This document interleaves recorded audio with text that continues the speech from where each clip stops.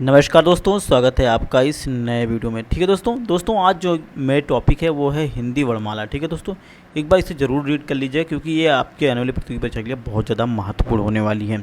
तो दोस्तों आइए हम वीडियो की शुरुआत करते हैं। आपका पहला प्रश्न है दोस्तों, भाषा की मूल इकाई है। ठीक है दोस्तों, तो भाषा की मूल इकाई क्या है दोस्तों? आपका उत्तर हो जाएगा ऑप्शन बी यानी कि ध्वनि। ठीक है दोस्तों, तो ध्वनि जो है हमारी जो है भाषा की मूल इकाई है। दोस्तों इसके साथ में मैं आपको और बता दूं, अगर ध्वनि की जगह पे अगर आपका वर्ड भी होता तब भी हम वर्ड को लगा देते। ठीक है, ये हमारा सही हो जाता। इसके साथ में ध्यान दीजिएगा दोस्तों, अगर बोले कि भाषा की सार्थक इकाई क्या है तो आप बोलेंगे वाक्य है। ठीक है दोस्तों, वाक्य की छोटी इकाई पूछा जाएगा दोस्तों तो आप बताएंगे उपवाक्य है, और उपवाक्य की अगर छोटी इकाई की बात की जाएगी तो आप बोलेंगे पदबंध। अब पदबंध की छोटी इकाई की बात करेंगे तो आप बोलेंगे केवल पद। ठीक है, पद हो जाएगा। पदबंध की छोटी इकाई पद है।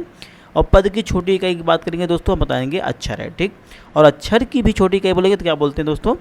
उसे बोलते हैं ध्वनि या वर्ण। ठीक है, तो सबसे छोटी इकाई की बात हो जाएगी दोस्तों तो आप क्या बोलेंगे? ध्वनि या वर्ण है। ठीक, तो ये रहा पैटर्न दोस्तों आइए हम आगे और भी कुछ जानते हैं। आपका अगला प्रश्न है प्रश्न नंबर 2 है दोस्तों, शब्द की सबसे छोटी इकाई क्या कहलाती है? ठीक दोस्तों, अभी आपने पढ़ा शब्द की सबसे छोटी इकाई क्या कहलाती है दोस्तों? ध्वनि या फिर वर्ण कहलाती है, यानी कि आपका ऑप्शन बी बिल्कुल सही हो जाएगा जो कि आपका है वर्ण।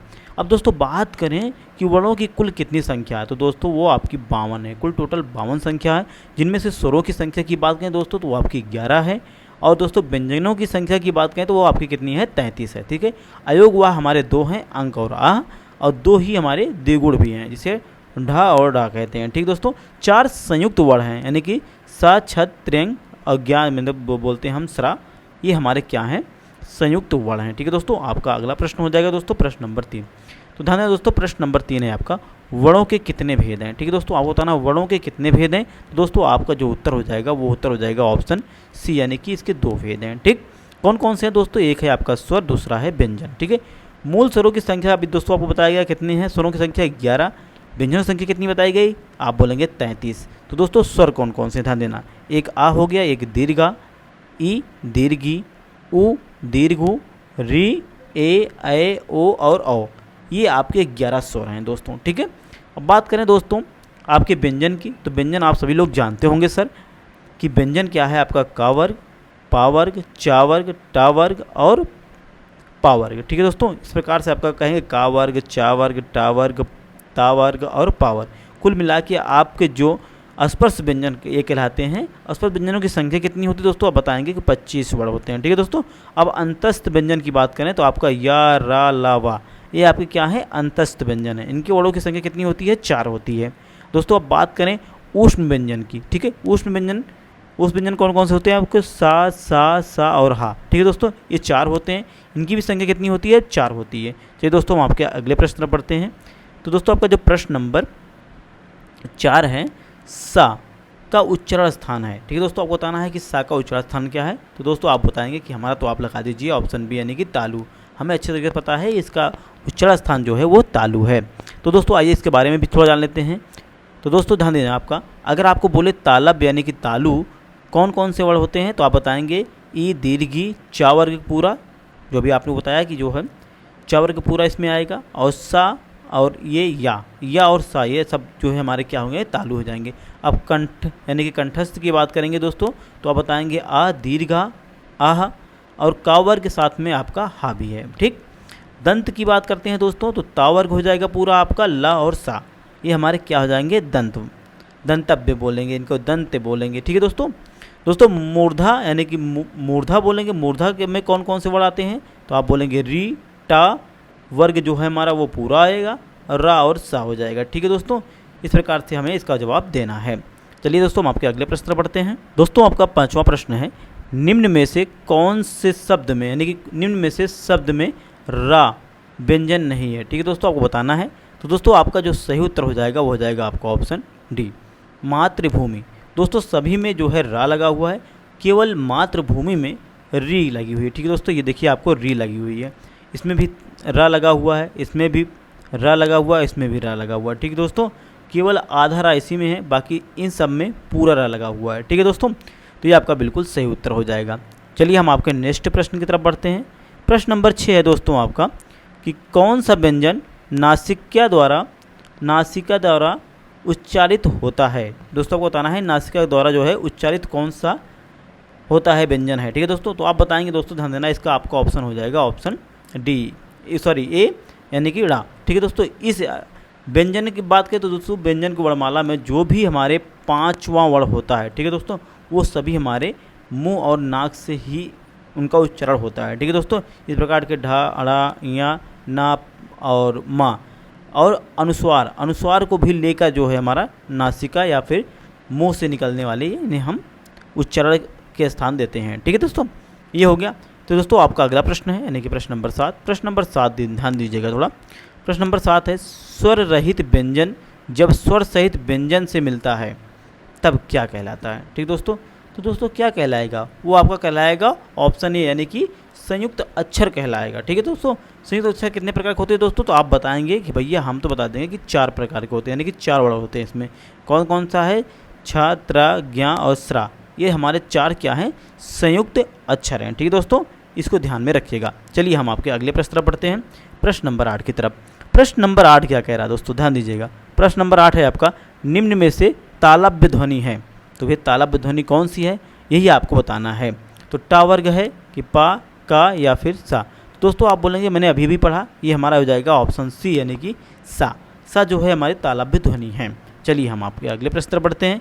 आपका अगला प्रश्न है दोस्तों प्रश्न नंबर 9। प्रश्न नंबर 9 ध्यान दीजिएगा, निम्न में से कौन सा वर्ण अघोष है। ठीक है दोस्तों, अघोष कौन सा है ये आपको बताना है। तो दोस्तों आप बोलेंगे कि भैया अघोष को हम जानते हैं कि जो पहला और दूसरे च वर्ग के स्थान पर, यानी कि जो भी हमारे स्पर्श व्यंजन होते हैं उनमें पहला और दूसरे स्थान पर जो आते हैं उन्हें हम अघोष कहते हैं। तो इस प्रकार से हमारा जो है का ये पहले स्थान पे आएगा, का, खा, गा ये तीसरे स्थान पे आ रहा है, यानी कि हमारा जो ऑप्शन हो जाएगा ऑप्शन ए, यानी कि का बिल्कुल सही हो जाएगा। ठीक दोस्तों, अब दोस्तों यहीं पे बात कर लेते हैं हम सघोष के बारे में। ठीक है, तो सघोष वर्ण क्या होता है, तो हमारा जो तीसरा होता है, चौथा और 5वां व्यंजन जो है हमारा सघोष कहलाता है। ठीक दोस्तों, और ध्यान दीजिएगा अघोष में मैंने आपको बताया कि उसके प्रत्येक वर्ग का पहला और दूसरा व्यंजन होता है, तथा साथ में आपको जो तीनों सा हैं वो भी हमारे क्या हैं, अघोष हैं। ठीक है दोस्तों, इस बात को आपको ध्यान में रखना है। दोस्तों आपका अगला प्रश्न हो जाएगा प्रश्न नंबर 10। प्रश्न नंबर 10 है दोस्तों, वर्णों के समुदाय को क्या कहते हैं। ठीक है दोस्तों, वर्णों के समुदाय को क्या कहते हैं, यानी कि वर्ण अगर एक बार मिल जाएंगे तो उन्हें क्या कहेंगे दोस्तों, तो दोस्तों आप बोलेंगे कि उससे हमारा बता दीजिएगा कि वर्णमाला कहते हैं। ठीक है दोस्तों, वर्णमाला कहते हैं। ठीक दोस्तों, हम आपके अगले प्रश्न तरफ बढ़ते हैं, प्रश्न नंबर 11 की तरफ। तो प्रश्न नंबर 11 है आपका, ध्यान दीजिएगा, ए के उच्चारण स्थान में रिक्त स्थान और रिक्त स्थान की सहायता ली जाती है। तो दोस्तों आपको बताना है कि रिक्त स्थान पर कौन सा विकल्प बिल्कुल सही बैठेगा। तो दोस्तों आप बताएंगे कि भैया हमारा तो कर दीजिएगा आप कंठ और तालु, यानी कि ऑप्शन सी कर दीजिएगा, जो कि बिल्कुल सही हो जाएगा। तो दोस्तों ध्यान दीजिएगा, ए के उच्चारण स्थान में कंठ और तालु की सहायता ली जाती है, वहीं वा के उच्चारण स्थान में दंत, ओष्ठ और की सहायता ली जाती है। ठीक है दोस्तों, तो देखिए दोस्तों हम आपके अगले प्रश्न पढ़ते हैं, यानी कि प्रश्न नंबर 12 की तरफ। तो प्रश्न नंबर 12 है दोस्तों, ध्यान दीजिएगा, जिन वर्णों का उच्चारण स्थान स्वतंत्र होता है उन्हें क्या कहते हैं दोस्तों, रिक्त स्थान कहते हैं। तो दोस्तों जिनका उच्चारण स्थान स्वतंत्र होता है दोस्तों, आपको पता है इसमें कोई भी मात्रा नहीं लगी रहती है, इन्हें हम स्वर कहते हैं। स्वर ही मात्रा है दोस्तों, यानी कि लगने के कारण ही जो स्वतंत्र होते हैं उन्हें हम क्या कहते हैं दोस्तों, स्वर कहते हैं। आपका अगला प्रश्न हो जाएगा प्रश्न नंबर 13। प्रश्न नंबर 13 भी क्या कह रहा है, तो ध्यान दीजिएगा, ढा वर्ण का उच्चारण स्थान है रिक्त स्थान और वर्ग रिक्त स्थान है रिक्त। तो दोस्तों आपको बताना है कि रिक्त स्थान में कौन सा है, यानी कि ढा वर्ण का उच्चारण स्थान कौन सा है। तो दोस्तों आप बताएंगे कि टा वर्ग का है। टा वर्ग का है, ये तो हम जानते हैं कि ये जो है हमारा टा वर्ग का हो गया, लेकिन टा वर्ग में कौन से स्थान पे आता है, तो दोस्तों आप बोलेंगे भैया हमारा लगा दीजिए आप ऑप्शन बी, यानी कि टा वर्ग का जो चौथा स्थान होता है वो होता है ढाका। ढा से ढक्कन हमने इसको पढ़ा हुआ है। ठीक है दोस्तों, तो ये हो जाएगा आपको। दोस्तों इसको उच्चारण स्थान में से क्या कहते हैं, यानी कि टा वर्ग हमारा क्या है, तो आप बताएंगे भैया ये मूर्धन्य है, ये तो हम जानते ही हैं। ठीक है, चलिए हम आपके अगले प्रश्न पढ़ते हैं, यानी कि प्रश्न नंबर 14 की तरफ। तो प्रश्न नंबर 14 आपका क्या कह रहा है दोस्तों, ध्यान दीजिएगा, हिंदी वर्णमाला में स्वरों की संख्या ... रिक्त स्थान की पूर्ति कीजिए। तो दोस्तों स्वरों की संख्या कितनी है हिंदी वर्णमाला में, तो बताएंगे कि आप वहाँ लगा दीजिए ऑप्शन ए, यानी कि 11 बिल्कुल सही हो जाएगा। ठीक है दोस्तों, चलिए हम आपके अगले प्रश्न की तरफ बढ़ते हैं। अगला प्रश्न हो जाएगा दोस्तों आपका 15 क्या कह रहा है, वर्णमाला का कौन सा अक्षर पुल्लिंग नहीं है। ठीक है दोस्तों, तो तो पुल्लिंग नहीं है दोस्तों। तो ये दोस्तों आपका ऑप्शन सी यानी कि ई और दीर्घ ही हो जाएगा। दीर्घ ही जो है हमारी स्त्रीलिंग है, ठीक है दोस्तों, ये पुल्लिंग नहीं है। चलिए आपका अगला प्रश्न हो जाएगा दोस्तों प्रश्न नंबर 16। प्रश्न नंबर 16 है च वर्ग ध्वनियाँ किस वर्ग में आती हैं। तो भैया च वर्ग ध्वनियाँ किस वर्ग में आती हैं ये आपको बताना है दोस्तों। तो दोस्तों आप बताएंगे भैया हमारा तो लगा दीजिए आप एक ऑप्शन सी यानी कि तालव्य लगा दीजिए, क्योंकि हम जानते हैं दोस्तों कि कंठ जो है हमारा पहला का वर्ग की ध्वनियाँ हैं, ठीक है दोस्तों। तो ये हमारा लगा दीजिएगा ता यानी कि तालव्य, ठीक है दोस्तों, ये हो जाएगा आपका बिल्कुल सही उत्तर। चलिए दोस्तों हम आगे बढ़ते हैं प्रश्न नंबर 17, ठीक है। प्रश्न नंबर 17 देखिएगा, कह रहा है दा, इसमें हलंत लगा हुआ है, प्लस आ, प्लस का इसमें भी हलंत लगा हुआ है दोस्तों, ठीक है, सा में हलंत लगा हुआ है और आ। तो ये हो जाएगा, क्या हो जाएगा दोस्तों, ध्यान दीजिएगा, जब भी हलंत लगा रहता है यानी कि ये दा को हम ऐसे लिखेंगे, हलंत लगा के लिखेंगे तो मतलब स्वर को हम निकाल देंगे, ठीक है दोस्तों। आपको पता है ये जो है ये तीनों मिल के हमारा क्या बनेंगे, आप बोलेंगे भैया का और सा जब मिल जाते हैं तो वो बन जाता है हमारा छा, ठीक है दोस्तों। तो यहाँ पे हो जाएगा आपका दक्ष, ठीक है, ये आपका बिल्कुल सही उत्तर जाएगा यानी कि ऑप्शन ए, ठीक। चलिए हम आपके अगले प्रश्न पर बढ़ते हैं। तो दोस्तों आपका अगला प्रश्न हो जाएगा निम्नलिखित प्रश्नों में से 4 विकल्पों में से उस सही विकल्प का चयन कीजिए जो वर्ण स्वर की सहायता से बोले गए यानी कि बोले जाएं, उन्हें क्या कहा जाता है, ठीक है दोस्तों। यानी कि वर्ण स्वर की सहायता से बोले जाते हैं दोस्तों, उन्हें हम क्या कहते हैं, व्यंजन कहते हैं, क्योंकि बिना स्वर की सहायता लिए हम व्यंजन नहीं बन पाएगा, ठीक है। तो उनकी सहायता लेनी पड़ती है, यानी कि आप बोलेंगे भैया हमारा तो ऑप्शन बी बिल्कुल सही हो जाएगा। चलिए आपके अगले प्रश्न बढ़ते हैं, यानी प्रश्न नंबर 19 की तरफ। दोस्तों प्रश्न नंबर 19 कह रहा है निम्नलिखित प्रश्नों में से 4 विकल्पों में से उस विकल्प सही विकल्प का चयन कीजिए जो बताता है कि व्यंजनों को स्वर रहित देखने के लिए किस चिन्ह का प्रयोग किया जाता है। दोस्तों अभी आपने पढ़ा हलंत का प्रयोग करते हैं दोस्तों, यानी कि ऑप्शन आपका सी बिल्कुल सही हो जाएगा। तो यानी कि हलंत यानी कि स्वर रहित देखने के लिए किस चिन्ह का प्रयोग करते हैं दोस्तों, वो हो जाएगा आपका हलंत, बिल्कुल सही हो जाएगा, ठीक। चलिए हम आपके अगले प्रश्न की तरफ बढ़ते हैं, प्रश्न नंबर 20 की तरफ। तो दोस्तों आपका जो प्रश्न नंबर 20 है, ध्यान दीजिएगा, निम्नलिखित में से कौन सा शब्द री की मात्रा का प्रयोग नहीं हुआ है।